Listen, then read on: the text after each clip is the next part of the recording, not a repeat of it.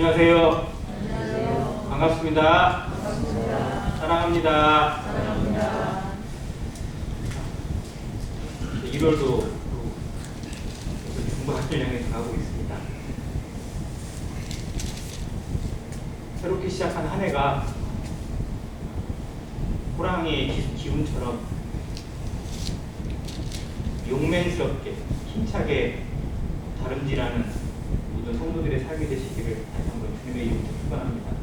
오늘 요한계시록 3장 후반부를 보겠습니다.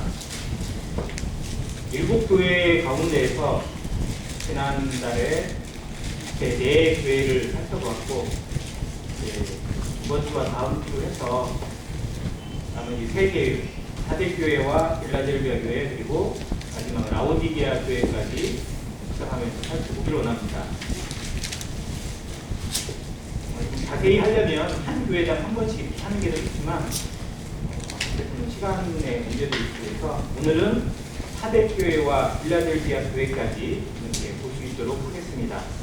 그리고 다음 주에 라오디게아 교회 교제할 만한 내용도 많이 있는 것 같아서 다음 주에 라오디게아 교회를 교제하기로 원합니다. 4대 교회와 빌라델비아 그리고 라오디게아 교회는 앞에 있는 교회하고 약간의 좀 구별이 돼야 되는 게 뭐냐면, 앞에 4교회는 어떻게 보면 시대적으로도 약간씩 구분이 되어졌어요. 근데 뒤에 있는 이 3장에 있는 3교회는 대부분 성경학자들이 어떻게 구분하냐면, 어느 시대로 단락을 짓기보다는 교회 시대 중에서 그 시점부터 해서 지금까지 현재까지 계속 이어지는 교회의 모습이라고 분별을 많이 합니다. 즉 현재 교회, 우리 교회의 모습도 어떻게 보면 4대 교회나 빌라델비아 교회 혹은 라오디게아 교회의 어떤 모습을 보고 있는 건지, 어떤 모습 가운데 있는 건지 이렇게 한번 생각해 볼 필요가 있다는 거죠. 또 성도의 삶도 마찬가지입니다. 4대 교회 같은 그런 삶을 살아가는 성도가 있는가 하면 빌라델비아 교회의 모습처럼 살아가는 성도가 있고, 또 라오디게아 교회의 모습처럼 살아가는 성도도 또한 존재한다는 것을 경고하고 있습니다. 그래서 우리 자신의 삶, 또 우리 교회의 모습과 한번 살펴볼 수 있는 그런 지혜도 필요할 것 같습니다. 4대교회 3장 1절입니다. 4대교회 사자에게 편지하라. 하나님의 7영과 7별을 가지신 이가 이르시되, 내가 내 행위를 아노니 내가 살았다는 이름은 가졌으나 죽은 자로다. 너는 일깨어 그 남은 바 죽게 된 것을 굳건하게 하라. 내 하나님 앞에 내 행위에 온전한 것을 찾지 못하였노니, 그러므로 내가 어떻게 받았으며 어떻게 들었는지 생각하고 지켜 회개하라. 저는 이 부분이 가장 주된 포인트라고 생각되어집니다. 사대라는 도시가 있는데 지금은 살리힐이라는 그런 지명으로 불려진다고 합니다. 근데 원래 이름이 사르데이스라는 이름을 가지고 있어요. 근데 이 이름, 도시의 이름 뜻이 뭐냐면 살아있는 자라는 뜻이에요. 그 도시의 이름이. 그러니까 네가 살았다는 이름을 가졌으나 라는 게 그 도시의 이름에서 온 거예요. 근데 실상 따져보면 너는 살았다는 이름만 가졌을 뿐이지 실상은 죽은 자다라는 겁니다. 이 부분에 대해서는 조금 역사적인 배경이 필요한데요. 사대라는 도시가 지금으로는 조그마한 도시지만 한때 리디아 왕국이라고 하는 왕국의 수도였습니다. 그리고 이 그 사대가 있는 성이 그 높은 산에 거치하고 있는 성이에요. 사방이 거의 다 암벽으로 둘러싸여 있고 가는 길이 딱 한 군데밖에 없어요. 그러니까 초롱성이에요. 그리고 거기 문만 지키면 누구도 침범하기가 어려운. 그래서 이 리디아 왕국이 뭐 규모나 이런 것도 큰 왕국도 아니었는데 거의 함락이 안 됐던, 그래서 되게 교만했던 그런 왕국으로 알려져 있습니다. 또 그 사대 성 바로 앞쪽에 시내가 흐르는데 좀 강이에요. 크진 않은데 그 강에 뭐가 유명해요? 사금이 유명했어요.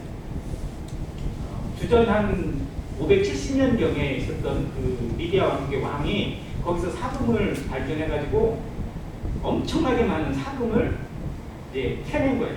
그리고 이 사대라는 도시를 발굴을 해보니까 금 재련 그 현장이 한 300개가 발굴이 됐대요. 도시에. 근데 그 발굴 그 도가니를 보니까 그 밑바닥에 오히려 금이 있을 정도로 지금 현재 발견한 그 유적에 그럴 정도로 이 도시가 금의 도시입니다. 황금 도시예요. 그러니까 누구도 침범이 어려운 그런 요새를 가지고 있고 금이 풍부하니까 정말 막 떵떵거리고 자랑하면서 이렇게 살았던 그런 왕국이었어요. 근데 이 왕국이 언제 함락이 되었느냐? 우리가 너무나 잘 아는 고레스 대왕 때 함락이 됩니다. 페르시아의 시조죠. 이 고레스가 그 페르시아 왕국을 세울 때 리디아가 자기하고 연결되어 있는 그 메디아 왕국을 원조한다고 여기를 도와주러 왔었어요. 고레스를 치기 위해서. 그때 얘들의 공격을 막아낸 고레스가 열받았죠. 그래서 니들이 나를 쳐들어와 내가 니들 왕국을 부셔버리겠어 해가지고 군대를 이끌고 리디아 왕국까지 쳐들어가요. 그런데 너무 그냥 견고한 요새여가지고 도저히 뚫을 방법이 없어요. 아무리 공격을 해버려도 그 한 군데만 막고 있으면 들어갈 방법이 없어요. 근데 도대체 저기에도 뭔가 허점이 있을 텐데 뭘까 해가지고 고레스가 이 정탐꾼을 여기저기 심어가지고 거기에서 혹시 무슨 문제가 있는지 살펴보게 했는데 거기에 비밀 통로가 있던 거예요. 그러니까 그 안에 있는 사람들만 아는 비밀 통로가 있었어요. 근데 그 비밀 통로 사람이 들락날락 하는 것을 정탐꾼이 목격을 하게 되고 밤에 그곳에 들어가서 그 성을 함락시켜버리는 그런 전과를 올렸다고 합니다. 그때 이 고레스가 쳐들어갔을 때 이 사대에 있는 리디아 왕국에 있는 그 군인들이 뭐라고 하냐면 니들은 여기 절대 못 들어와. 우리는 누구도 넘어갈 수 없어 라고 자랑했을 때 고레스가 그렇게 얘기했어요. 니들이 살았다는 이름은 있지만 실상은 죽은 자다 라고 하는 말을 했는데 그 말이 유명해져서 하나님의 성경에 기록된 말이 됐다고 합니다. 아무튼 그런 역사적인 배경을 가지고 있는데 실제로 이게 교회에도 그대로 적용이 되어지고 하나님의 말씀에도 그대로 적용이 되는 어떤 격언 같은 말씀이 된 거예요. 그래서 느껴보면 두렵기도 하고 우리 마음에 여러 가지를 심게 합니다. 네가 살았다는 이름을 가졌으나 실상은 죽은 자다. 우리 자신에게 마치 하나님이 들려주시는 같은 그런 경고로 많이 듣기도 하고 교회를 생각하거나 또 우리 어떤 영성을 생각할 때 참 약간 움츠러들고 또 자기를 돌아보게 하는 그런 말씀이 아닌가 생각합니다. 근데 여기에 2절에 보면 이렇게 있어요. 죽은 자라고 하는 것에 대해서 뭐라고 되냐면 너는 일깨어 그 남은 바 죽게 된 것을 굳건하게 하라. 즉 뭐가 죽었냐면 이름은 심리적으로는 살았다는 이름은 가지고 있고 살았다는 명맥은 가지고 있지만 실상 삶의 능력이나 행위에서 죽어 있다는 거거든요.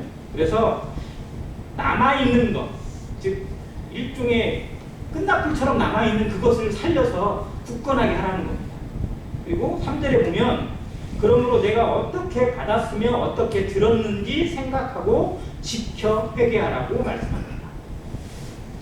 받은 바 말씀이 있고 들은 바 교훈이 있어요. 받고 들은 겁니다. 우리가 말씀을 받고 말씀을 듣습니다. 진리를 받고 진리를 들어요. 그래서 안 들은 게 거의 없어요. 안 받은 게 거의 없어요. 그런데 문제는 그것을 지켜 행하지 않는다는 거예요. 하나님의 말씀이 우리에게 전달되어지고 하나님의 사명이 하나님의 뜻이 전달되어지는 과정은 누구에게나 동일합니다. 모든 사람에게 기회를 주세요. 모든 사람에게 들을 수 있는 기회를 주십니다. 그런데 그 들은 바 말씀과 하나님의 뜻에 대해서 붙들어지고 그것을 지켜서 행하는 것은 또 별반 차이가 있어요.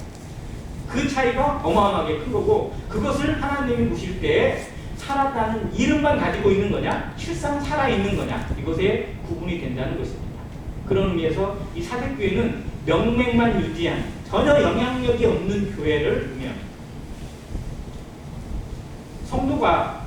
성도라는 이름은 가지고 있고 하나님의 자녀라는 신분은 가지고 있고 구원받은 자로 인정은 되어 있지만 영향력이 사라져버립니다. 그래서 삶의 능력도 없을 뿐만 아니라 믿지 않는 자들 속에서 전혀 드러나지 않고 정말 저 사람이 구원받았는지 안 받았는지 구분이 안 되는 그런 삶의 모습을 사대교회 성도라고 할 수 있습니다. 이 시대에 얼마나 많은 성도들이 얼마나 많은 크리스찬들이 이런 모습 가운데 머무는 채 살아가고 있는지 한번 돌아보게 됩니다. 또 얼마나 많은 교회들이 정말 교회인지 아닌지. 그래서 간판도 있고 이름도 있으니까 정말 이름은 있는데 정말 그 영향력이 없고 생명력이 없고 그런 움직임이 없고 활동력이 없는 정말 일종의 뭐 예사 상태 비슷한 그냥 누워있는 듯한 그런 모습 가운데 머물러 있는 교회들이 또 얼마나 많은지 생각합니다. 개인적으로는 우리의 신앙이, 우리의 삶이 하나님 앞에 어떠한 모습인지 이 말씀을 통해서 깊이 한번 생각해 보게 하십니다. 그러면서 회개하라고 하십니다. 만일 일깨지 않냐면, 회개하지 아니하면 내가 도둑같이 이른다고 말씀하십니다. 여기에 있는 이 도둑같이 이르리라는 이 표현, 그리고 뒤에 빌라델비아 교회에게도 또 그렇게 말씀하시는데 11절에 보면 내가 속히 오리니 라고 하는 말씀을 통해서 주님이 다시 오실 때가, 재림의 때가 이 교회를 향해서 임박하고 있음을 다시 한번 말씀해 주고 있습니다. 내가 속히 오리니, 내가 도둑같이 이르리니 라고 말씀하시면서 마지막 시대를 살아가는 교회, 마지막 시대의 성도들에게 어떠한 모습에 머물러 있는지, 너의 현주소가 어떠한지, 너의 정체성이 무엇인지 깊이 생각하라고 권면하시는 말씀입니다. 그런데 또 한 가지 이게 그나마 다행스러운 게 뭐냐면 4절에 있는 건데, 그러나 사대에 그 옷을 더럽히지 아니한 자 몇 명이 내게 있다고 말씀합니다. 정말 이렇게 영향력이 없고 정말 유명무실하고 살아있지만 실제로는 죽은 거나 다름없는 그런 교회, 그런 시대, 그런 모습 가운데서도 정말 하나님을 사랑하고 하나님의 말씀으로 살고 하나님과 함께 동행하는 그런 성도들이 있다는 거예요. 하나님 앞에 정말 그 뜻을 하나님께 주고 말씀으로 살아가고 사명으로 살아가는 성도는 아무리 아무 시대에도 있었고요, 어떠한 때에도 있습니다. 성경이 그걸 보여주고 있고요.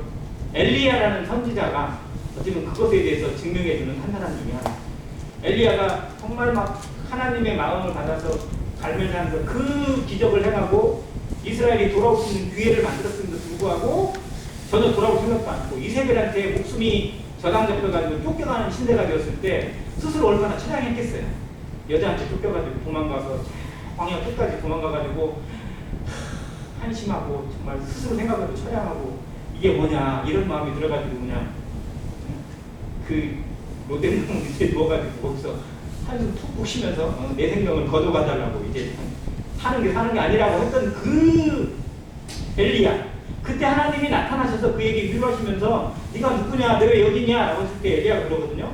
내가 주를 향한 열심히 특심한 사람인데 내가 주를 이렇게 열심히 섬겼는데 전부 다 돌아서고 나만 남았는데 내 생명을 찾고 있습니다. 내가 죽으면 끝장입니다. 하나님 나 어떻게 해야 됩니까? 라고 막 자기 입장에서 이야기했거든요.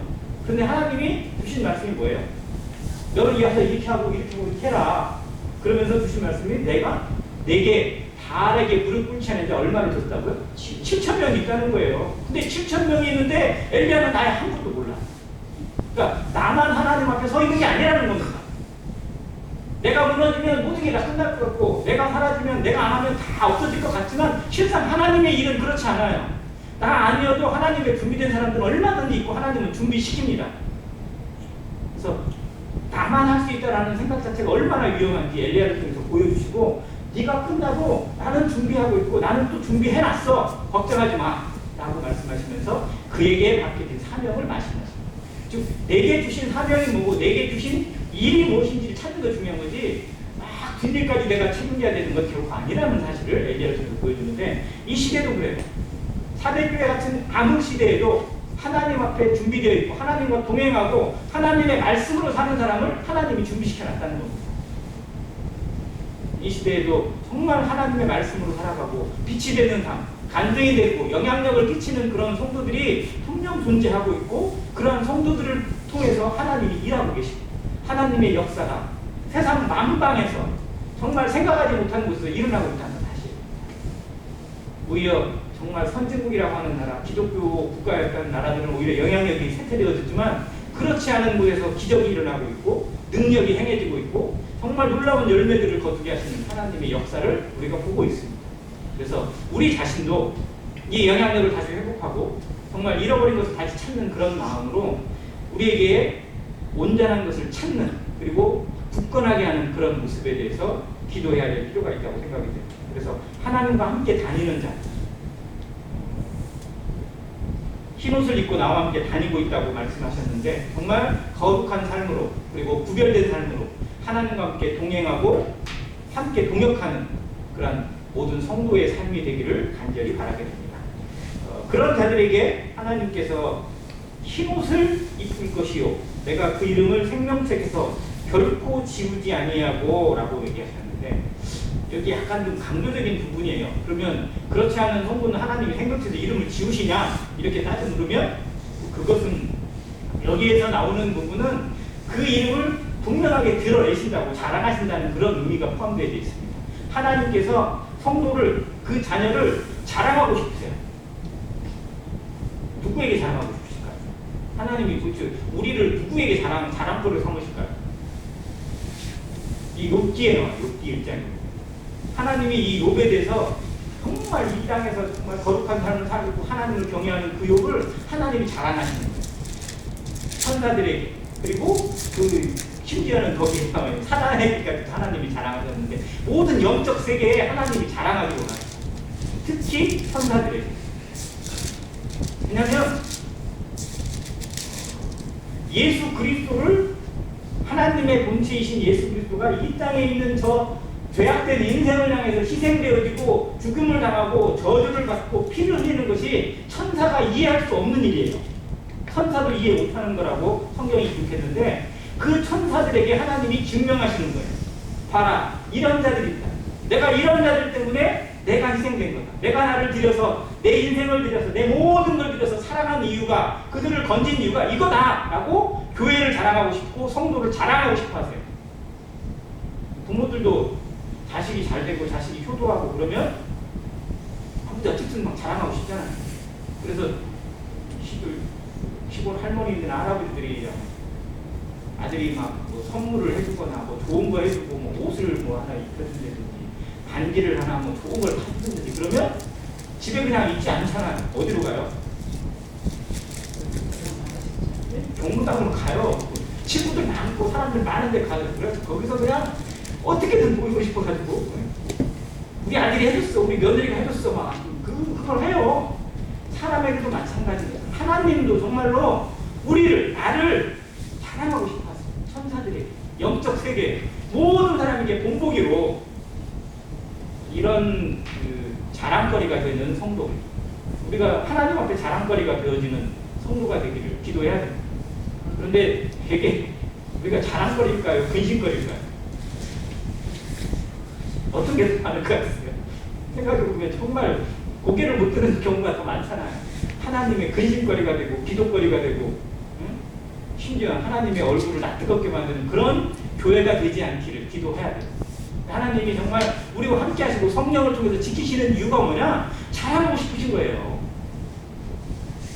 그것을 이 사대교회에게 주시는 편지에서 보여주고 있습니다. 그래서 우리 삶에도 이 말씀의 교훈을 통해서 정말 유명무실한 그런 삶에 머물지 않고 살았다는 이름이 정말 살아있는 삶으로, 활력 있는 삶으로. 왜? 하나님의 말씀이 그거잖아요. 히브리서 4장에 있는 하나님 말씀에 대한 말씀을 많이 묵상하는데, 하나님의 말씀은 살았고 운동력이 있어 좌우에 날선 어떤 검보다도 더 예리하며 혼과 영과 명과 골수와 관절을 찔러 쪼개기까지 하고 모든 것을 드러내신다고 하셨잖아요. 하나님의 말씀은 처음에 뭐예요? 살았어요. 살아있어요. 하나님의 말씀이 우리를 살리셨잖아요. 그러면 말씀으로 살아있어야 되는데, 말씀이 왔고 말씀을 받고 있고 말씀을 들었는데도 불구하고 죽은 모습으로 살아가는 건, 이건 뭔가 잘못되고 뭔가 이상한 거예요. 그래서 우리에게 정상적인 모습이 무엇인지, 말씀을 듣고 말씀으로 살아가는 성도의 삶이 어떠한 모습이 될지 활력이 있어야 돼요. 정말 어떠한 일을 당해도 굴복하지 않고 또 움츠러들지 않고. 왜? 하나님이 그렇게 행하신 이유가 분명히 있으니까. 말씀의 언약은 하나님이 지켜내시는 거니까. 끝날까지 함께 하시는 거니까. 무슨 일을 당하더라도 우리는 실패한 게 아니에요. 조금만 안 되면 위축돼가지고, 조금만 안 되면 움츠러 들어가지고, 조금만 안 되면 낙심해가지고 그렇게 머물러 있을 존재가 아니라는 겁니다.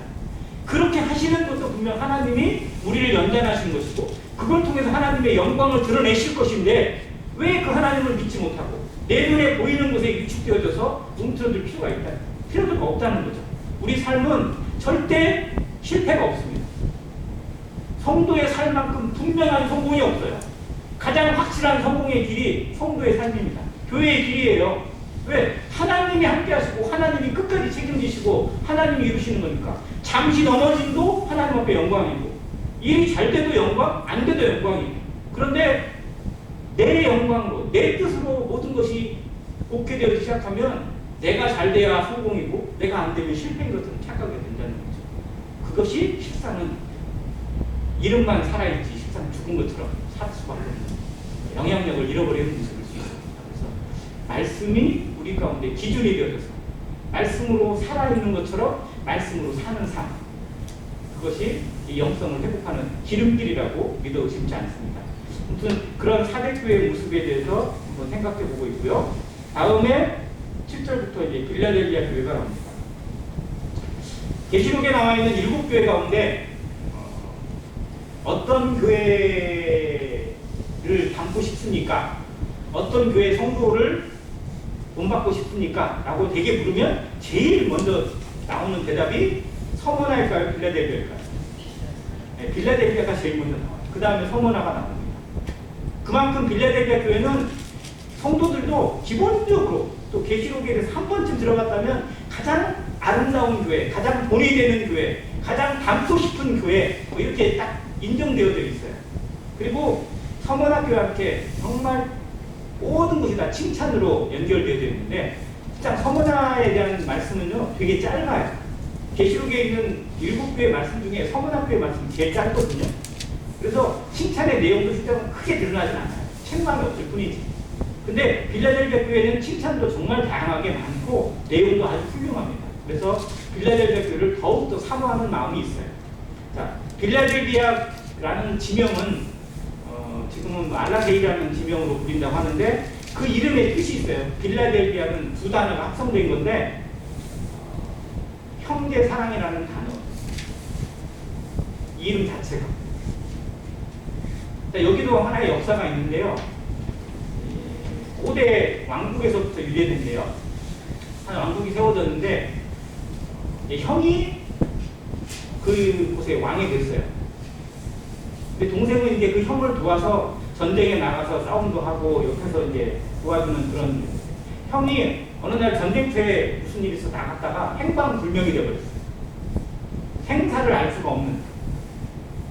그리고 형이 자식이 없어요. 자, 그러면 이제 왕국을 어떻게 해야 돼요? 누가 이끌어야 돼요? 동생이 이끌어야 되잖아요. 동생을 이제 여러 사람들이 이제 왕으로 등극시키려고 했어요. 형이 죽은 것 같으니까 당신이 왕이 되라고. 근데 동생은 끝까지 거절을 해요. 형은 절대 죽지 않았다. 우리 형은 죽지 않았어. 내가 그걸 느낄 수 있다. 나는 절대 왕에 올라갈 수 없다. 대신 형이 돌아오기까지 내가 이것을 끝까지 지켜내겠다. 라는 그런 마음을 가지고 그 자리에 전혀 올라가지 않고 끝까지 옆에서 보살피고 왕국을 잘 이끌었다는 거예요. 그런데 몇 년 뒤에 정말 기적처럼 이 형이 돌아왔대요.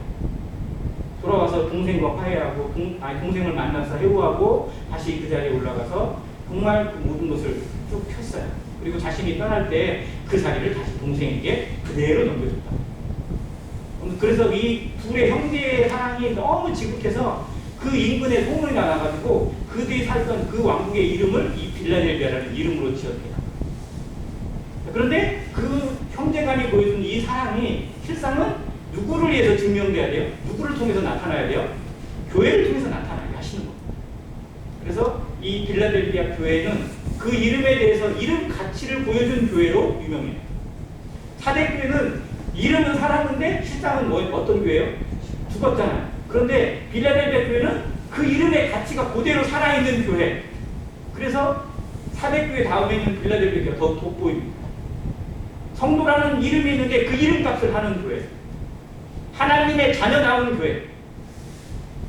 안디옥 교회가 예루살렘 교회 이후에 생겨났지만 오히려 영성인 면에서는 예루살렘 교회를 초월하는 놀라운 영성을 보였어요.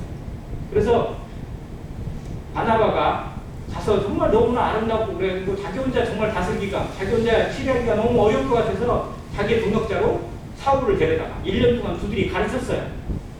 그러다 정말 거기에 따르는 제자들이 수도 많아졌고 영성도 커지고 모든 것이 좋아졌는데 사람들이 그들을 뭐라고 불렀다고요? 그리스도인이라고 부르게 됐어요. 안디옥 교회가 그리스도인이라는 이름으로 불리게 된 최초의 교회. 우리가 자랑하는 이름. 당신은 누굽니까? 나는 크리스찬입니다. 라고 얘기할 때 그 크리스찬이라는 단어가 이 안디옥 교회를 통해 나왔거든요. 그들의 삶이 그리스도와 연합된 거예요. 그들의 모든 기준이 그리스도였고 그들의 삶의 목적이 그리스도였고 그리스도로 살고 그리스도로 죽는 그 삶을 보여줬기 때문에 사람들이 쟤들은 예수에 미친놈들이야 뭐 이런 약간 놀림조도 있지만 정말 두려워하는 마음 그리고 자기들과 너무나 다른 것을 확인하는 단어로 그리스도인이라는 이름을 썼습니다. 근데 우리가 당신의 종교는 무엇입니까? 라고 어디에 신상명제를 쓰거나 그러면 다 뭐라고 쓰죠? 기독교라고 써요. 근데 정말 기독교라는 이름 자체가 전에 말씀드렸지만 한자 음을 그대로 따라가지고 그리스도라는 이름을 한자에서 어떻게 찾아내기가 어려우니까 이상하게만 썼는데 그게 두 글자를 떼어가지고 기독이라는 이름으로 해서 우리가 기독교라고 부르거든요. 영어로 하면 그냥 우리 그리스도라고 해야 돼요. 제야말로 그 이름에 그리스도를 담고 있고 나는 누구입니까? 그리스도인이에요. 나의 신분을 나타내는 모든 이름에 그리스도가 담겨있고 하나님이 담겨 있습니다. 하나님의 자녀라고 부르고 왕같은 제사장이라고 부르고 그 모든 신분적인 이름에 하나님이 담겨 있어요. 그러면 그 이름대로 살고 있는지 그 이름의 가치를 나는 빛내고 있는지 회색하고 있는지 사람들이 나를 통해서 나를 돌아보면서 그 안에서 그리스도를 발견하고 있다면 정말 우리는 성공적인 삶을 사는 성도입니다. 우리는 정말 제대로 사는 성도인 거예요. 그런데 옆에 있는 이방인들이 나를 통해서 하나님을 발견하기보다 그냥 똑같은 사람의 모습, 똑같은 나랑 뭐 별반 차이도 없는 그런 인생의 모습으로 여기고 있다면 우리가 뭔가 잘못 사는 거예요. 그러기 위해서는 똑같은 방식으로 살아서는 안 된다는 거예요. 남들이 하는 행동 똑같이 하거나 남들이 하니까 나도 하는 것이 되어서는 안 된다는 거예요. 로마서 12장 2절에 있는 것처럼 너희는 이 세대를 본받지 말고 오직 마음을 새롭게 함으로 변화를 받으라고 하셨어요. 이 세상 사람이 하는 방식이라고 해서 나도 해야 되는 건 아니에요. 하나님의 말씀에 맞는지 하나님 앞에 합당한지 성령의 인도하심에 거리낌이 없는지 우리에게 기준이 있습니다. 그 기준에 맞게 남들이 혹은 외면을 하고 남들이 손가락질을 하더라도 그걸 통해서 하나님을 보여줄 수 있는 길을 하나님이 열어주신다는 거예요. 빌라델비아 성도는 그렇게 살았다는 겁니다. 그래서 여기에 하나님이 주시는 놀라운 이름이 8절에 보면 볼지어다 내가 내 앞에 무슨 문을 뒀다고요? 열린 문을 두었을 때 능히 닫을 사람이 없습니다.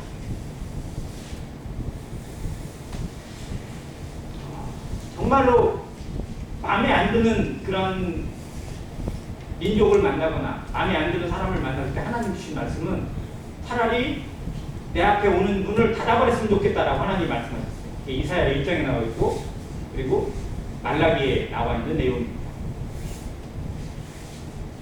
니들이 나한테 제사로 오는데 나한테 예배를 드리러 오는데 나한테 뭔가 재물을 가지고 오는데 누구라도 나와가지고 그 문을 닫아버렸으면 좋겠다.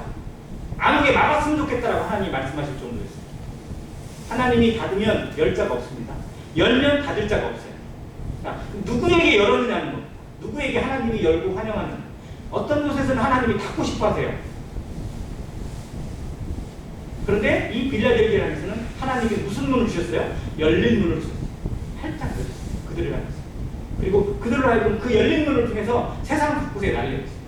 그래서 이 이름이 너무 좋아서 우리 모임에서도 선교 사역을 하는 그런 것을 돕는 단체 이름을 열린 문으로 두었는데 이곳에 제재를 받았어요. 이미 우리보다 먼저 열린 문이라는 이름을 가지고 활동하는 그런 단체가 있었어요. 그래서 왜 우리가 쓰고 있는데 이름을 쓰냐? 그리고 제재가 들어와가지고 이름을 바꾸게 된 거예요. 그래서 지금 열린 길이라고 해서 바꿔서 사용하고 있긴 합니다만 그만큼 선교나 어떤 그런 복음의 확산을 위해서 일하는 단체가 이 이름을 그만큼 사모하고 좋아해요. 왜요? 주님이 열어주신 길이에요. 활짝 열립니다. 예수님이 죽으실 때, 운명하실 때 뭐가 열렸죠? 성전에 뭐가 찢어졌어요? 휘장이 찢어졌어요. 그래서 새롭고 산 길이 열렸잖아요. 휘장 가운데를 열어놓으신 새롭고 산 길이라고 히브리서 10장에 기록하고 있습니다. 하나님은 열기를 원하세요. 열기를. 닫힌 것이 뚫리기를 원하세요. 고속도로를 뚫는 것처럼. 얼마나 시원해요. 우리나라가 정말로 못 살 때 이제 막 산업화를 해야 되고 뭔가 좀 일거리를 만들어야 되고 할 때 아무튼 욕도 많이 했지만 박정희 대통령이 잘한 것도 그런 부분이잖아요. 뭐를 먼저 추진했어요? 산업화의 첫 번째 길로 박정희 대통령이 추진한 게 뭐죠? 경부고속도로예요. 서울과 부산을 연결시키는 경부고속도로를 놓자는 거예요. 그러면서 그 일에 아무튼 유명한 사람이 투입돼가지고 아무튼 여러 가지 아무튼 기적적인 일을 많이 행하면서 그 도로를 풀었잖아요. 그 도로를 내면서 실제로 수많은 인구가 거기에 동원되어서 인건비를 받고 그 도로가 뚫리면서 운수, 물류가 뚫리게 되고 그러면서 생활권 자체가 바뀌게 되고 뭐 이런 것이 만들어졌거든요. 하나님 앞에 영적으로도 열린 길이 있어요. 하나님은 막히는 것이 없으세요. 그런데 우리의 삶이 그걸 막아버릴 때가 많아요. 이 빌라델비아 성도들이 열려있었어요. 하나님에게 완전히 열려있었어요. 그들의 삶이 하나님 앞에 직통되어졌어요. 그러니까 우리 기도가 하나님 앞에 상달되지 못한다고 하면 얼마나 답답해요. 우리 기도는 하나님 앞에 뭐예요? 직통전하잖아요. 고속도로예요. KTX도 더 빠른. 근데 뭔가에 막히는 경우가 있어요. 하나님과의 관계가 막히고 소통이 막히고 교회 성도들 간에 또 막히는 경우들이 정말 많습니다. 무엇 때문일까요? 개인적인 이기주의 때문에 그렇고 죄 때문에 그렇고 그것을 제하는 모습, 그것을 절제하는 모습 이것이 나타나지 못하면 온전한 형제사랑 이루어질 수 없다는 사실입니다. 베드로후서 1장에 이것을 몇 가지로 단계로 얘기하는데요. 믿음의 덕의 지식을, 지식의 절제를, 절제의 인내를, 인내의 경건을, 경건의 형제의 우애, 형제의 우애의 사랑을 공급하라고 말씀하세요. 형제의 우애와 사랑이 겹쳐진 단어가 형제 사랑입니다. 실제로 성도의 삶, 믿음으로 시작되어지는 삶의 최종 관문이자 실제로 가장 아름다운 거죠. 그래서 빌라델비아 교회, 빌라델비아 성도들이 가지고 있는 이 삶의 모습들, 하나님 앞에 상달되어지고 하나님 앞에 열려있는 이 모습이 우리 삶의 기도 제목이 되어야 됩니다. 우리의 삶이 하나님 앞에 정말 막힘없이 뚫려지는 길이 되기를 기도하시기 바랍니다. 하나님 앞에 그대로 집중되어지는 삶이 되고 하나님이 자랑하는 삶이 되고 하나님 앞에 간증이 되어지고 모든 사람들 앞에 영향력을 끼치는 삶이 되기를 이 마지막 시대의 불꽃 같은 삶으로 그리고 마중물의 삶을 통해서 모든 사람들이 믿고 따를 수 있는, 신뢰할 수 있는 그런 모습으로 영성을 회복하고 능력을 회복하고 그리고 열매를 풍성하게 거두는 모든 성도들이 되시기를 간절히 바랍니다. 그러니까 그가 했던 칭찬이 뭐냐면 내가 내 행위를 나누니 내가 어떤 능력을 가지고서도 작은 능력을 가지고서도 내 말을 지키며 내 이름을 배반하지 아니하였다. 이게 여기서 우리 모임에서 제일 위로받는 말씀입니다. 작은 능력을 가지고도 하나님 앞에 충성되었다라는 것을 되게 좋아해요. 그러면서 규모가 작지만 숫자가 많지 않지만 정말 그 안에서 놀라운 것을 하는 그런 교회가 되기를 많이 기도합니다. 우리 모임의 특성들이 되게 큰 교회, 대형 교회 없잖아요. 그런데도 그 안에서 있는 영성이 뛰어나고 하나님 앞에 합당하게 순종하고 행하고 또 많은 사람들에게 본이 되는 삶을 산다면 우리가 정말 빌라델비아 교회다 뭐 이런 마음을 가지고 있었어요. 정말 그러기로 합니다. 우리가 가진 것이 없고 적고 많이 없어도 하나님은 없는 자들, 적은 자들, 연약한 자를 통해서 세상에 있는 것을 자랑하는 자들 부끄럽게 하시거든요. 우리가 그런 일에 도구가 되기로 합니다. 내게 있는 것이 비록 아무것도 아닐지라도 하나님 손에 들려지면 세상을 움직이는 힘이 되고 세상을 지키는 힘이 되고 반석을 깨뜨리는 능력이 됩니다. 그것이 하나님 손에 들려느냐 안 들려느냐는 차이뿐. 누구도 골리앗을 이길 수 없다고 했는데 다윗은 오직 이길 수 있다고 그랬어요. 누구의 이름으로? 만군의 여호와의 이름으로. 그래서 무기로도 안 되고 뭘로도 안 되고 아무것도 안 될 거 아는데 뭘로 때려 죽였어요? 물맷돌 하나로 돌멩이에요. 하나님의 손에 들리니까 하나님의 이름이 들리니까 이 돌멩이 하나로도 그 거인이 쓰러지는 겁니다. 우리가 가진 것들이 물맷돌 같은 돌멩이일 수도 있어요. 아무것도 아닐 수도 있습니다. 세상에서 알아주지 않는 것일 수도 있어요. 그러나 하나님 손에 들려주면 그건 하나님의 능력을 나타내고 모든 것을 깨뜨리는 권능이 됩니다. 성령은 모든 것을 깨뜨리시는 능력, 권능을 가지고 계시기 때문에 그렇습니다. 아무튼 그 빌라델비아 교회에 주신 이 말씀처럼 정말 가진 것이 중요한 게 아니라 그걸 하나님 앞에 어떻게 드렸느냐, 하나님이 그걸 통해서 어떠한 역사를 보이고 계시느냐가 중요하다는 것입니다. 그러면서 10절에 이렇게 말씀하세요. 내가 나의 인내의 말씀을 지켰은즉 내가 또한 너를 지켜 시험의 때를 면하게 하리니. 여기 말씀을 한번 자세히 한번 묵상해 보면 뭔가 좀 어떤 사건하고 좀 연관이 되는 것 같지 않으세요? 내가 나의 인내의 말씀을 지켰은즉 내가 또한 너를 지켜 무엇을 면하게 하신다고요? 시험의 때를 면하게 하신대요. 자, 이 시험의 때가 뭐냐? 이는 장차 온 세상에 임하여 땅에 거하는 자들을 시험할 때라. 이게 언제예요? 요한계시록 뒤에 나와 있는 7년 되어 환란을 합니다. 물론 그렇지 않은 내용도 물론 있지만 문자적으로 봤을 때도 그거를 의미하는 것을 우리가 알 수 있어요. 그러면 그러한 성도들, 정말 진정으로 하나님과 동행하고 하나님 앞에 서 있는 그런 성도들을 하나님이 그 환란에 의해서 면하게 하시겠다는 거예요. 그래서 오시겠다는 거예요. 자, 계시록 3장이 끝나고 나서 4장에 가면 바로 무엇이 이루어지는지 한번 보실까요? 4장 1절에 이 일 후에 내가 보니 하늘에 어떤 문이 있어요? 열린 문이 있어요. 그러면서 거기에 나팔소리 같은 음성이 이르되 이리로 올라오라. 이게 무엇을 의미해요? 휴거를 의미해요. 빌라델비아 교회에게 주신 말씀이 그대로 뒤에 이어지는 것을 알 수 있어요. 그리고 그 뒤에 이 땅은 뭐예요? 온 세상을 시험하는 시험, 환란이 임하게 되는 것을 알 수 있습니다. 자, 빌라델비아 성도들에게 주신 언약의 말씀, 환란 때를 면하게 하고 하나님이 너희를 데리러 오시겠다는 그 말씀을 지금 우리가 듣고 있습니다. 우리는 준비하고 있는 거죠.